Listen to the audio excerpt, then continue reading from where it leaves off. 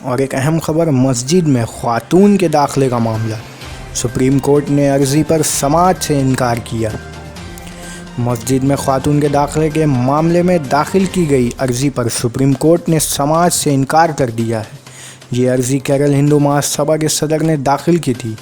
Supreme court کے مطابق کیرل ہندو مہاسبھا کا اس معاملے سے کوئی لینا دینا نہیں ہے، اس لیے اس معاملے میں سماعت نہیں ہو سکتی۔ اگر مسلم خواتین نے عرضی داخل کی تو غور کیا جا سکتا ہے۔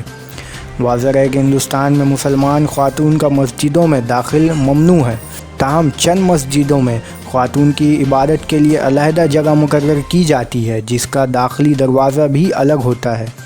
اس سے قبل کولکاتہ کے 2 تاریخی مساجد ناخدا ٹیپو سلطان مسجد میں خواتین کی نماز کے لیے مخصوص جگہ کی مانگ کی برسوں سے چل رہی تھی، جسے مسجد انتظامیہ نے قبول کر لیا تھا۔ خاتون کی نماز کے لیے مخصوص جگہ فراہم کی تھی۔ کولکاتہ کے علماء کرام کا کہنا ہے کہ اسلامی تاریخ کے ہر دور میں عورتوں نے اس خصوصی رعایت اور سہولت کے مطابق اپنی نمازیں ادا کی۔ چنانچہ آج ہر شخص دیکھ سکتا ہے کہ مکہ مکرمہ کی مسجد حرم میں اور مدینہ منورہ کی مسجد نبوی میں، دہلی جامع مسجد میں، حیدرآباد کی مکہ مسجد میں اور اس طرح کی کسی بھی بڑی مسجد میں خواتین نمازیں ادا کرتی ہیں، اور اسی طرح وہ اپنی مرضی کے مطابق اپنے گھروں کے اندر بھی نمازیں پڑھتی ہیں۔